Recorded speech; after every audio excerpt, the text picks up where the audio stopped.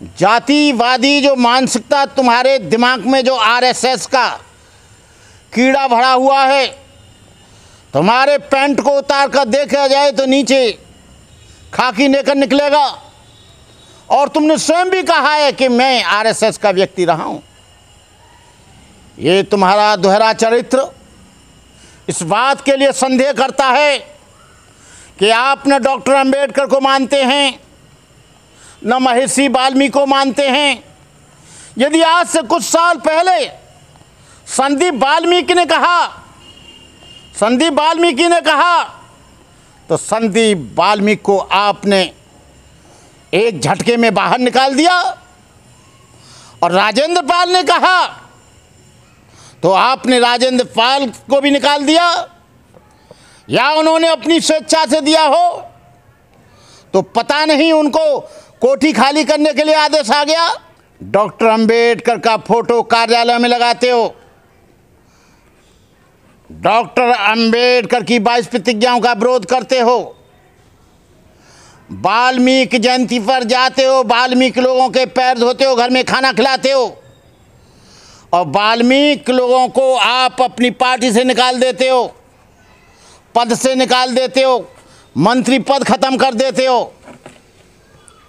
आप केवल फोटो लगाएंगे, अंबेडकर को नहीं मानोगे, वाल्मीकि जयंती पे जाओगे, वाल्मीकि लोगों को सत्ता में भागीदारी नहीं लेने दोगे।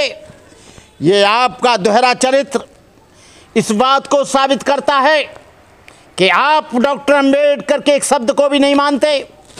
केवल आप इमोशनल, भावनात्मक इस भोले भाले समाज का, अंबेडकर वादियों का शोषण करना चाहते हो। और आप यदि अंबेडकर को मानते हो तो 22 प्रतिज्ञा का विरोध मत करो, और अंबेडकर भवन पर आकर 22 प्रतिज्ञाओं को स्वीकार करो। 22 प्रतिज्ञाओं को जो मानता है वही अंबेडकरवादी हो सकता है। अंबेडकर केवल 14 अप्रैल पर आकर पार्लियामेंट में जो फूल चढ़ाते हैं, वो सारे के सारे ढोंगी लोग हैं, सारे के सारे झूठ बोलते हैं। उनके अंदर कहीं अंबेडकरवाद नहीं। वो फोटो लगाकर केवल अंबेडकरवादियों के वोटों को लूटना चाहते हैं। वाल्मीकि का फोटो लगाकर वाल्मीकियों का वोट लूटना चाहते हैं। आपने अंबेडकर फोटो लगा दिया तो आपने अंबेडकरवादियों का वोट ले लिया, और झाड़ू दिखा दिया तो सारे वाल्मीकियों का वोट ले लिया। अब झाड़ू दिखाना और अंबेडकर फोटो का लगाना ये बंद करो, बहुत चल गया। ये आपका आखिरी है। आपने राजेंद्र पाल को हटाया है, और हम आपको आने वाले समय में हर पद से हटाएंगे, मुख्यमंत्री के पद से हटाएंगे, हर मंत्री को हटाएंगे, तुम्हारे सारे एमएलए को हटाएंगे।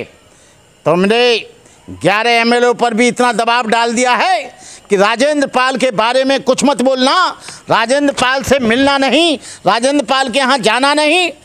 जब सिसोदिया की कोई प्रॉब्लम आती है तो भागे चले जाते हो प्यारे। जैन जब जेल में जाता है तो जैन के बारे में प्रेस मीडिया में लगातार बोलते हो। लेकिन इस राजेंद्र पाल ने कौन सी खता कर दी जो आपने एक शब्द नहीं बोला। उस इतने बड़े आदमी को, वकील भी है वो, ईमानदार आदमी है, उसे थाने में लाकर उसे प्रताड़ित किया गया। मारा तो नहीं गया, लेकिन थाने में बुलाना भी मानसिक प्रताड़ना है। 3.5 घंटे तक बिठाए रखा और तुमने एक शब्द नहीं बोला। इससे ये प्रतीत होता है डॉक्टर अंबेडकर वादियों का वोट तो अच्छा लगता है, वाल्मीकि लोगों का वोट तो अच्छा लगता है, लेकिन तुमको उस समाज का व्यक्ति, उस समाज का आदमी बिल्कुल पसंद नहीं लगता।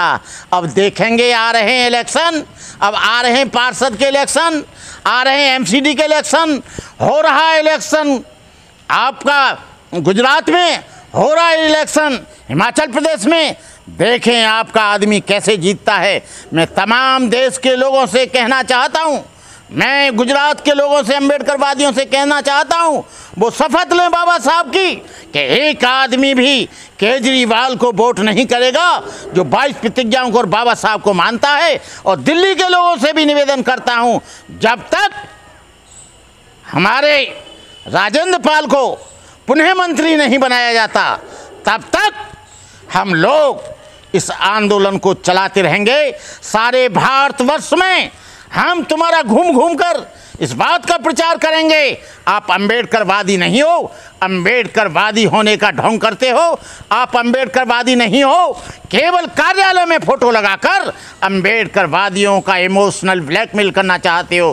तुम वाल्मीकि को भी नहीं मानते हो, वाल्मीकि लोगों को भी झाड़ू दिखाकर मेरा यहाँ के तमाम बैकवर्ड शेड्यूल कास्ट और तमाम लोगों से निवेदन है कि आप लोग अब सावधान हो जाओ, जाग जाओ, पहचान जाओ। ये केजरीवाल भी एक जैसे शेर की खाल में आदमी होता है, वैसे ही ये भी आम पार्टी के रूप में दूसरा आरएसएस का रूप है। ये छुपा रूप है, ये गोपनीय रूप है, ये गुप्त रूप है। ये पक्का आरएसएस का आदमी है, जो आदमी ये कहता है कि मैं इनकी बेइज्जती नहीं सहन करूंगा, चाहे मुझे कुछ भी करना पड़े।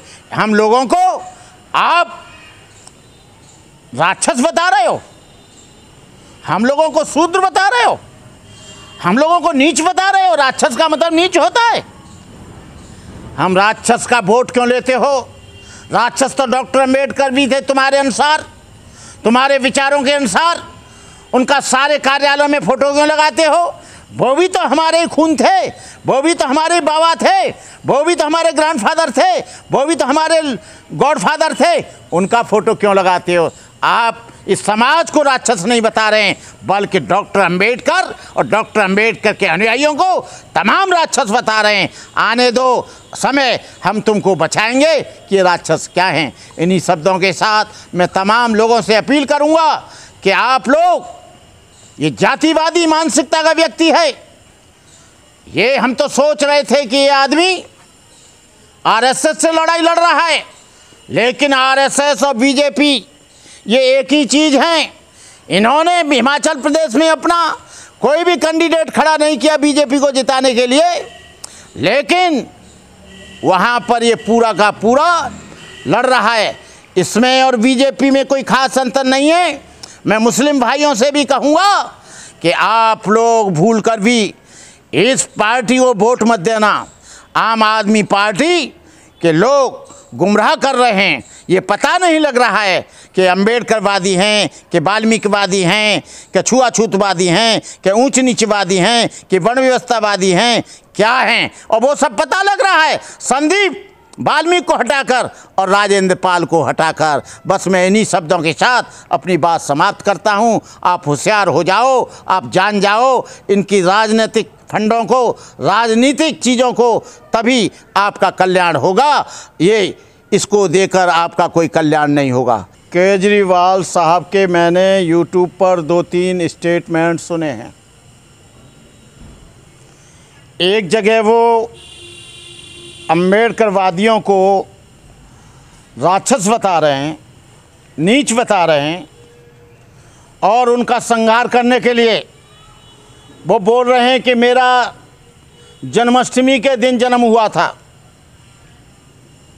वो भी एक बतौलेबाज हैं और वो भी लच्छेदार बातों में इस दलित शोषित पीड़ित लोगों को उलझा रहे हैं। और वो जो राजेंद्र पाल का जो इस्तीफा हुआ है, उस पर भी एक दिन उन्होंने वाइट दी है और बहुत ज़ोर से नारा लगाया है कि जो देवी देवताओं का विरोध करेगा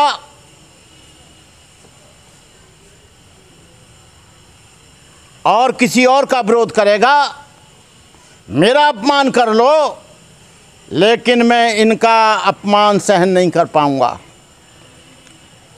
केजरीवाल जी, राजेंद्र पाल ने कोई भी किसी का देवी देवता का अपमान न किया। एक बात तो ये आपकी ठीक से समझ में आ जाना चाहिए, आप पढ़े लिखे व्यक्ति हो। दूसरा, राजेंद्र पाल ने किसी भी देवी देवता को अपमानित नहीं किया, न राम को, न कृष्ण को, न विष्णु को, न महेश को, न गणपति को। उन्होंने नहीं, राजरतन ने, डॉक्टर अंबेडकर के पौत्र ने वो 22 प्रतिज्ञाएं 14 अक्टूबर को अंबेडकर भवन पर दी, जो 1956 में, आज से 38 साल पहले डॉक्टर अंबेडकर ने दी।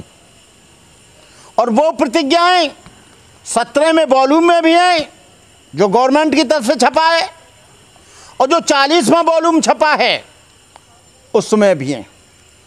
और उसके साथ साथ दीक्षा भूमि पर, नागपुर की पर भी वो 22 प्रतिज्ञाएं पत्थर में खुदी हुई हैं, और वहां पर गडकरी, फडणवीस और तमाम जो आरएसएस के लीडर हैं वो भी आते हैं, उनके सामने दी जाती हैं, वो भी कुछ नहीं बोलते हैं।